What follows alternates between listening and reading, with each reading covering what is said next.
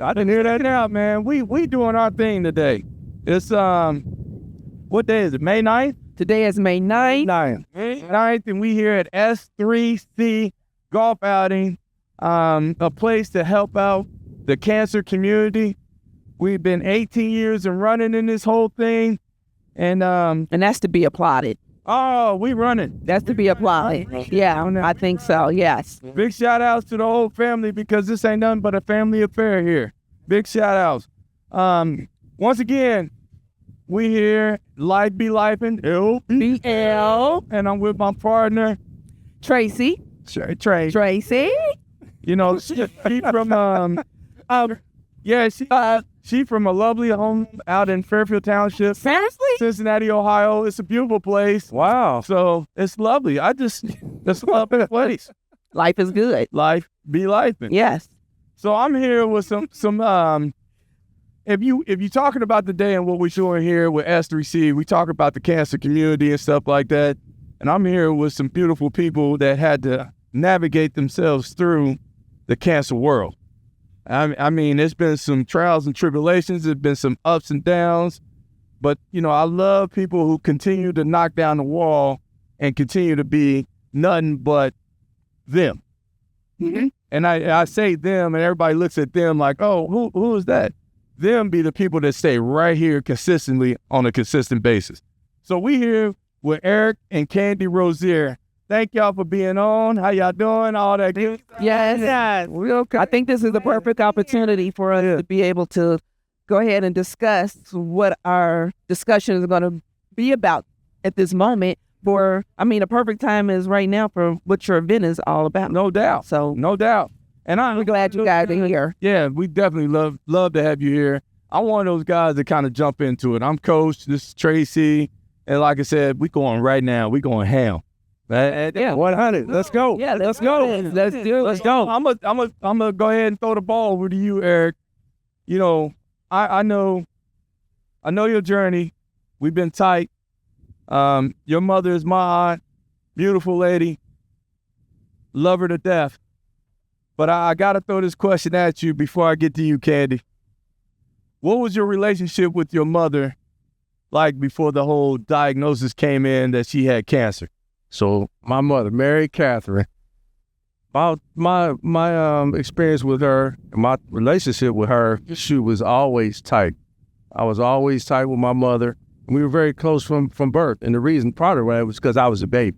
So, you know, when you're the baby for so long, you become chosen one. You was the second child. The second child got some scrap. Wait a minute. Hey, I was a baby for 8 years before my younger brother came. Right. Now, pay attention to me. 8 years. Hey, Patty. 8 years. And that's the audience. Can we be quiet, please? Thank you, audience. So, and then going forward with that, you know, since I stayed home from college and I was always close to my mother in proximity as well. Right. You know, our relationship just kind of got strong, you know, and once that she had cancer, what that made me realize is that, you know, tomorrow's not given. That's right. You know. Yeah. And I have to value her even more, you know, because she gave me a lot, you know, and I always look at my mom and I was like, the decisions she made for me and things like that. And I'd always say, damn, why the hell am I doing this? Why am I doing that? Right. You know, and then 30 years later, I can look back and say, damn, Mom. That's what you learned from me. Yeah. You know what I'm saying? Thank you for what you did for me. Thank you for all the things that you put me through, because I look back, I'm the person I am because of her. Right. You know what I mean? Because she pushed me, she drove me. And that just didn't start with her, but that started with I call it the whole Brown trilogy. Oh, brother, I call it the four heads on Mount Rushmore. So my Aunt Patty, you know what I mean? It's like I had like 5 moms. Right. Aunt Patty, you know, I had your mom, my Aunt Sil, I had Aunt Esther, you know, I had my mom, and I had the matriarch, Catherine Brown. Right. You know, I tell my wife all the time, I learned how to raise kids from Catherine Brown. Yeah. You know what I mean? Right, I get it. Hey, we was down there. You know about that red belt on the banister? You remember? I don't remember that because I was a good child. So I don't. You can speak about it, but I don't know about it. I wouldn't believe that. So my back. Sorry, I'm sorry. Go ahead. Go ahead. Well, probably had his name. And that's how I just built this stronger, even into my professional career. My mom was still around, and she strengthened me. Because my brothers always tell me, you always listen to what mom says do. But my mom had a plan for me. She had a vision and what she thought was best for me. Okay. And that really strengthened our relationship. Right. When she got ill, everybody was worried about me. How's Eric gonna be? If his mom passes, how's he gonna be? Right. And my mom, we were sitting there, when she was ill and she was on her last breath. She's like, "You're gonna be fine." She said, "I prepared you for this moment."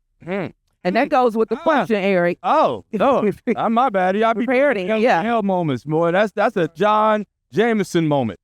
That's beautiful. Well, we got Kentucky. I know, but we'll take him off. Yeah. Yeah. So but Eric, I'm sorry not to cut you off, but just to go into just for you, how do you remember? What do you remember most about the moment that you learned that your mom had breast cancer? Well, If we could take you back to when I first learned, I was depressed.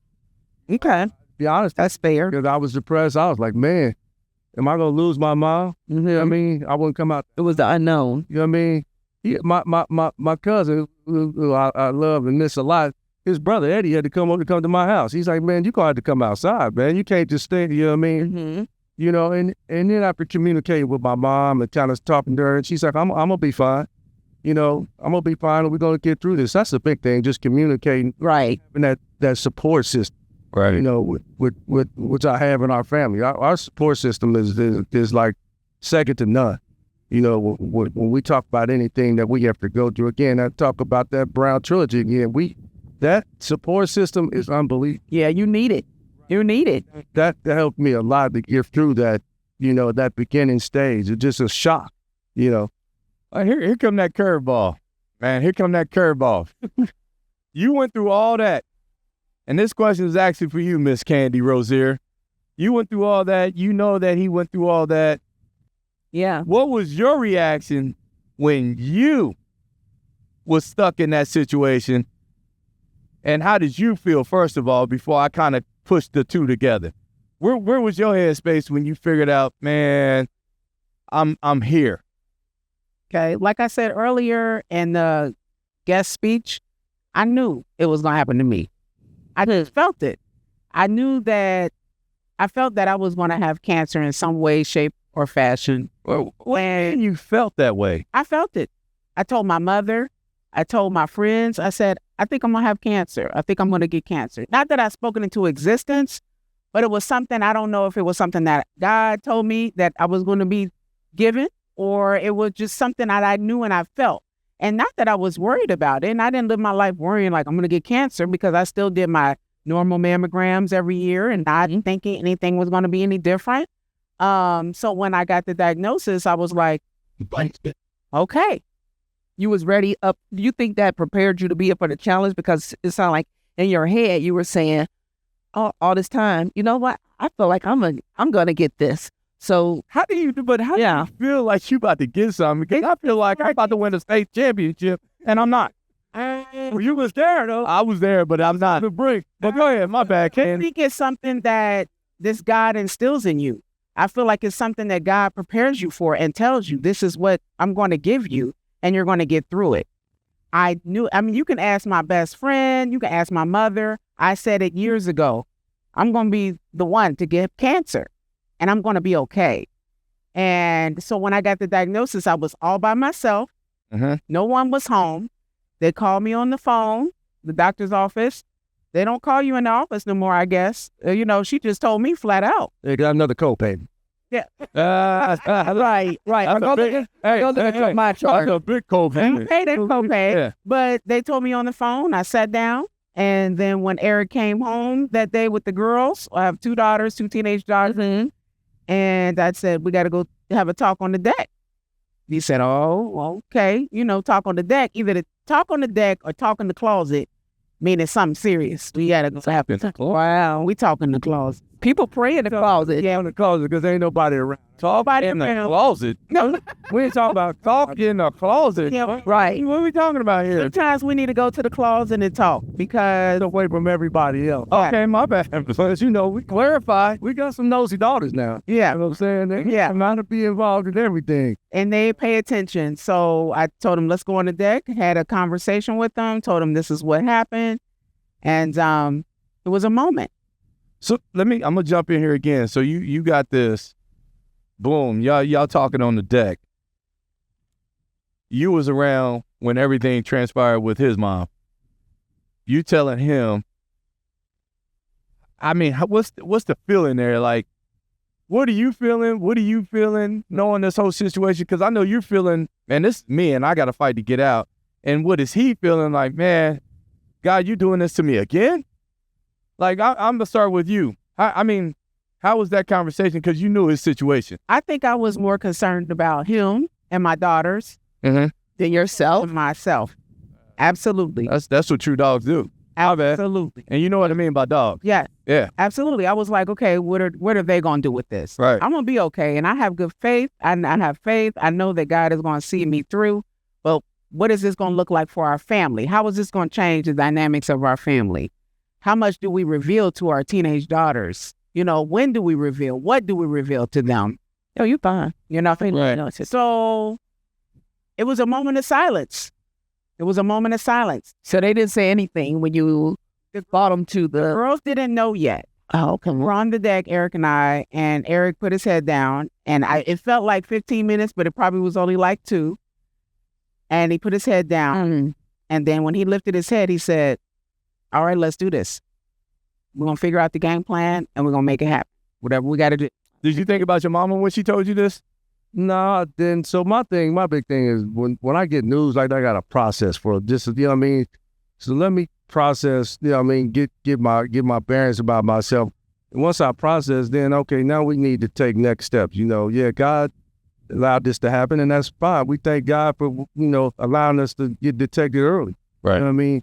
That But, part. our process, and once you process stuff, then we need to take steps on. All right, what are our next steps? Okay, what do we need to do next? You know, because we hadn't told our kids yet, and I don't want to tell them yet. So we need to get our game plan going forward. What's our game plan, or how are we going to attack this? You know, what's the doctor saying? You know, we need to have another meeting with the doctor. Let's have steps and go through that. You know what I mean? You know, because I'm not a person that thinks, okay, the worst sometimes. Hey, we expect it. We prepare for the worst, Right. but we gonna make this happen. So, once we did that, I was fine, because I wasn't worried. What's gonna happen is gonna happen. What's meant That's facts. was meant for us. Let me ask you. So how did you all both navigate? I would say you were kind of going into it. The fact that after the diagnosis, to not allow that diagnosis to consume or take over the relationship, as a couple. That's you for Candy. I'm curious Yeah. what Candy's answer is Yeah. on that one. My bad, E. Go ahead. Yeah, I'm just curious what your answer is on that one. That's okay. So like Eric said, we have a huge support system. Mm-hmm. The family alone, both sides of our family came full front. We didn't even know if we wanted to tell everybody right away. Right. And it wasn't until Eric's father came to our house and he prayed for us. He made Eric put his hand over my breast and he said, we're about to pray. And I said, well, he said, does anybody else know? We're like, no, we don't know if we want to tell anybody. He said, well, why not? He said, the more people that know, the more people that pray for you. That's Oh, that's facts. yeah. He I said, didn't look at it like that. That's I facts. do. he said, well, what are y'all waiting for? He said, y'all need these prayers. He said, because anything is possible. He said, and the more prayers you have, the better off y'all are going to be. And so I was like, I looked at Eric looked at me and was like, okay, I guess we need to start telling people, we need to start telling people. But we had support with my friend groups, with our family, both sides of the family. We had our family from Cleveland come down and support. Was that needs. the angry man on the last episode that sat over there in the That red? was Gregory Reed. Okay, yeah. I thought he was somebody's bodyguard. I love it. So I just want to mention the Reed family and shout out to them because they also have gone through this process, not breast cancer, but he's gone through cancer. Some form of cancer. Yeah. And so they have gone through this, and so they have had to navigate this, and they were here for us. They came down the road for us. We had this, Chenault family, the Wilson family, the Hogue family. Girl, you can sum that up just saying family. Family, everybody. You can sum that up by saying family. They were there. And the big thing is just communication. Communication. We talk, when you got fears, you got your partner, you can navigate those fears together. And you can overcome things together. Right. You by yourself, then fear and stuff like that kind of consumes, overtakes you. But when you got a lifelong partner, then you can talk about things and we can reassure each other. That's right. Hey, it's going to be good. We here for each other and it's going to be okay. And that's why my motto is faith conquers fear. Yeah. You're right. It does conquer fear. Yeah, it is. Yeah. So my dad, that's like my spiritual compass. He would come over. He would check. Compass. I like that. And we just kind of navigate us. He keep assuring us, hey, everything is going to be fine. You know what I mean? Right. And that's one thing with my mom. When my mom got cancer, she told my dad, I ain't telling nobody. And my dad was like, yeah, we're going to tell everybody. I'm going to tell the kids. They need to know. Right. They need to know what you're going through. And that's part of a household. Yeah. Tell me this, Candy. Did having Eric's previous experience with his mom bring you comfort or fear? It brought me comfort. Ooh. Ooh. I like Knowing that he's answer. Yes, it brought me comfort. I get cold chills. Look at that. And you do. Yeah, I do. I don't play And the about thing that. about that is the knowledge. Just the knowledge and knowing. We've been through that. And I mean, you didn't throw one in because I went through it with my mom, but we also went through it with your mom too. Yeah. No doubt. Yeah. That's it too. You know what I mean? We was there. Yeah. You know what I'm saying? It's a different podcast. Whole different day. Right. But it still relates. Right. We was there. You know what I'm saying? So we, like I said, it brings comfort. And then what happens when you experience that, you gain knowledge on the situation. Right. You gain knowledge on how to, go through that and what things to do, what questions to ask and how to prepare and how to, overcome that. And that's what that did, even though, my mom did overcome cancer for, I think it was 13, 14 years. Oh, wow. Fortunately, it came back. Right. She overcame, the breast cancer. Yeah, all you can do is keep fighting. I mean, you put your head down and fight. I think that's what the rest of the world doesn't know. They don't know how to put their head down and just grind it out. It's I think I sent something out to KC and my other daughter. It's a dogfight. Every day you wake up, it's a dogfight. You're just looking to win the day.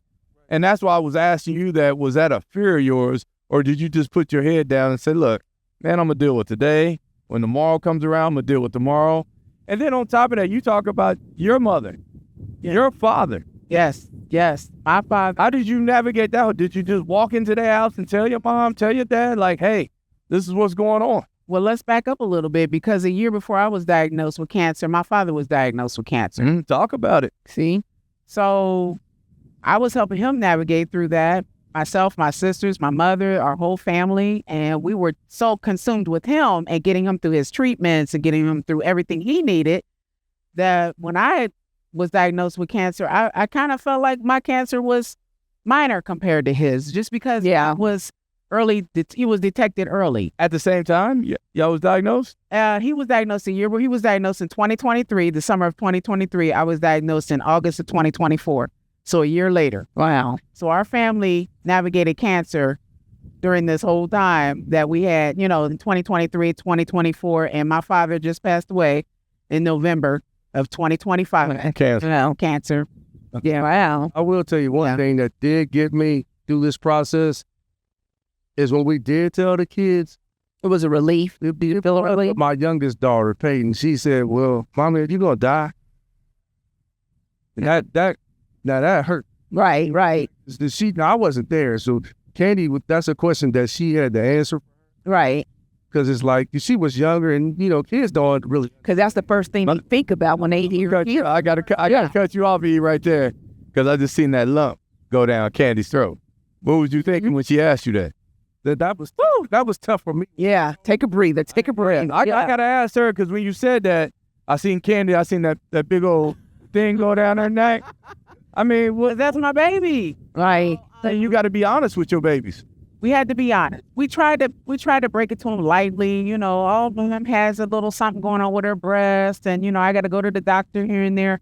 Because in the beginning, we thought with the lumpectomy that they would get everything. Tell me, what is it called? A lumpectomy. So that is the first process when you're diagnosed with cancer, with breast cancer, and they go in and think that they can remove it. Right. So it's a surgery, and they go in and take out what they hope is all the cancer cells. And then I thought it was going to be an easy thing. Like, okay, and then we do that, and then we get through that, and we're fine. Right. So we didn't even want to say it was cancer. What did we say? It was crystallizations. What did they call it? You call it something different. What y'all making up names? No, they told us I had whatever. Crystallization of your tissue or something. Yeah, Is that a thing, or is that a name that y'all made it up? was something. No, Yeah, it was something that it wasn't like dense tissue or anything. No. It wasn't that. no. And so that's what we told him at first. Like, okay, you go through the lumpectomy, Right. a few weeks recovery, and we're good. Mom's back to normal. I'm still taking you to practice, still moving and grooving. Right. Well, when they didn't get clear margins, and then said, okay, now we're moving on to the next step. Either we're going to have to go back in, or you're going to have, or you can choose to have a mastectomy. That's when we looked at each other and said, okay, we got to talk to them because they're not ignorant. Yeah. They can see what's going on, and they feel it. They know I'm going to doctor's appointments left and right, and they know that things are changing, and you know, mom has to take off, and mom has to go to the doctor. Mom's not even going to work. Mm-hmm. I'm a school teacher. School started in August. I did not go back to work until January of that school year. Wow. So they knew something was serious. Right. So we ended up having to tell them. And when she said that, she shared that with me because I wanted to be, I always keep it open with them. I say, you can ask mom anything and everything, no matter what it is, no matter how hard it is for you to say, you need to let me know. And Peyton is my one. My oldest is kind of like quiet, kind of reserved, a little bit more like Eric. Taking it all in. Yeah, taking it all in. But my youngest is... You should like Eric. Yeah. We said that's a compliment. Right. Okay. Okay. No, I'm just playing. I got to throw it in there. And Reagan is more like Eric. Peyton is more like me. And Peyton is like kind of like, all right, just let me know the real. I want to know the real. What's going on, Mom? Are you going to die? And she said it just like that. And I was like, I got to ask, how old were the girls? Oh, this was 2 years ago. So right now they're 14 and 16. Okay. So they were, you know, yeah. That wasn't a question you should be asking. Why not? 12 and 14. What was your answer? The answer was, Mom's not going to die. Anything can happen when I go under the knife. Anything. Yeah. I was honest with them. Anything can happen when you're under the knife.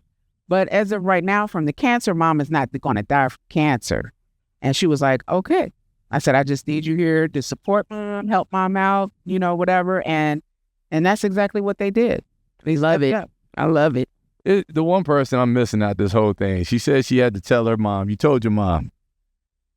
So when you told your mom, my mom is here. I just want to know, you know what? The camera, you see me looking this direction. I need to know, what's your reaction from your mom, and what's your mom telling you? Well, I called Mom on the phone. I should have had her come over, or I should have went over to her house. But I called my mother on the phone. I'm sorry. I'm mad because the people here, I'm looking at the mom while she answering this question. Go ahead. Okay. Mom's first words were not very pleasant. What do you mean? You know, he said, what do you mean? Not very pleasant. My mom does not cuss much. She doesn't say, you know, she's Christian woman, you know, prayerful woman. Yeah, my aunt is too. You know. Go ahead though. But the first word that came out of my mom's mouth started with an F. Oh, yeah. Yes. Frustration. Yes. No, not. I was making it sound good, right? You trying to be nice about it. Tracy knows exactly. I know. I had to say. Mom said that. Yeah. So, and I was like, okay. Right. I was a little. You know, she meant business. Yes. She was like, oh, okay. Well, what do we need to do? Kind of like Eric. Right. Well, what's next? They was ready to hit the battle. I was ready to all right, well, what do we have? Let's do this. Yeah. And I will have to say that my mother was right there all the way through the entire process. She was there for the down and dirty, the bandage changing, everything. I mean, every day at 12 o'clock, if she wasn't at my house, then Eric was, well, when your mama coming up? Right. You know, It's time to clock out. it's time for you to get your shower, and you know, Time for Eric to clock you out. know, Eric, he was like, Time for me to go to the basement. yeah, time for me to go to bed. When Mama D coming, I mean, she said she was coming at noon. So Mom was there every single day, every surgery, everything, and much like the rest of our family. She sounded like she was the main village. Well, I'm not gonna say the main village, but she was a whole. Yes, she was part of that village. Yeah. We had we did a podcast early, and I think one of our guest speakers, I think it was Kim, talked about the village Yeah, and how strong the village. how important it is. Yeah, and how strong it is. Yeah, Because if you put a village together, you ain't doing nothing but winning.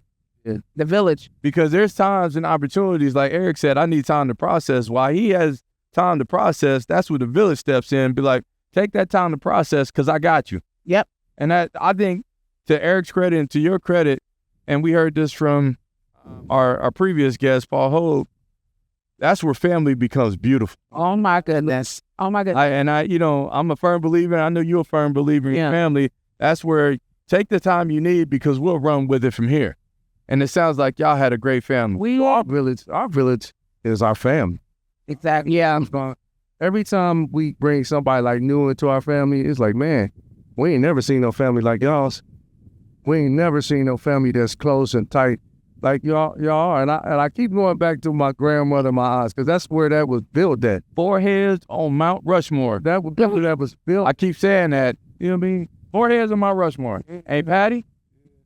Ain't Mary? Ain't Sylvia? My mama. And Aunt Esther. yeah. Hey, though you gotta put Catherine. Well, here it is, though. That's when Catherine Brown walked into the White House. That's when she walked in the White House. My bad. I'm sorry. Trey. No, you fine. I see that every time. Every time we, like I said, every time we bring somebody new into the family, it's like, man, your family is tight. Yeah, Man, I wish my family was like that. right. You know what I mean? Not even my dad's side of the family. You know what I mean? I know everybody on my mom's side of the family, and we always connect. And we always that's just that bond that we had. Right. We always had. And Yeah. even I would have to say being married into the family. Sometimes you feel like, well, I'm just the wife, but the family has taken me in. And even when I was going through something like this, everybody We all wrapped their arms. Right. Yeah. Yes. We take out. Yeah. You're welcome, my dear. Are you welcome? I didn't know you welcome. I'm sorry. I know Tracy had another question. I'm sorry. Sorry, You're Tracy. good. We take people in, but we kick people out. Oh, wait a minute. That starts with 10195 Ronnie Road. Stop. So Here we go. Sorry, Tracy. Go ahead. No, you're Tracy. good. So, moving on with the questions, and not to rush, but we want to keep things rolling here. But were there moments where you had to be strong for each other? Because from our previous conversation, it sounded like you both were strong for each other. But were there moments where one had to be stronger than the other when that faith may have not been there every day? So, it's hard to navigate and have faith every day, but how was that in the relationship I'm and gonna ask. being there? Want to answer? Yeah, that's got to go Yeah. to you. That's got to. Okay, but I want him to answer too. Eric, right. I'll take right. it. I'll take it. Take it. I'm gonna let him push him off. You take it. Absolutely. I would say there was a time during this whole process because I had to go to the doctors many times. I was in getting MRIs for different stylists and different things like that. And there was a time where I had to get an MRI, and they found lesions on my liver during this whole time. To me, that's when I got a little nervous because I said, uh-oh, is this something even more than what we know? Because they were concerned about that. So then I had to get another MRI for my liver to see what was going on with that. And that's when I became nervous. Okay. That's when I became nervous. And I feel like that's when Eric became a little nervous because we thought it was going to be something more to Communicate with that too, because being understanding cancer and going through cancer with like several people in my family, you can live with cancer. Yeah. You can live with cancer if they isolated in one spot. But once that cancer starts metastasizing, Yes. moving throughout the body, Yeah. now you got problems. You got other problems. Yeah. They got me. Yeah. Right. Don't I know because I don't even know if y'all know about that, but they found lesions on my liver. Wow. You know, I was like a cancer student. Right. I was reading stuff on cancer and figuring out stuff, and like, because we would ask the doctors. I'm like, these doctors. My dad would say, "Well, Eric, the doctors don't really know. They just practicing. You know what I mean? They just trying to. You're right about that. Yeah. They practicing too, so they make mistakes. You know. And another situation what we had where you talk about is when she called me. So she had her first surgery where they had to do a lumpectomy, and she called me because I was at a volleyball game with Reagan. She called me and said, "Well, I said, how did it go with the doctor in terms after the surgery?" Well, she said that I didn't get clear margins, which means that either she's gonna have to go back in and have another surgery, or she's gonna have to have a mastectomy. Mm-hmm. So and I was like, okay. That happens more times than we know. Okay, so that when I figured that out, that happens more times than most people figure out.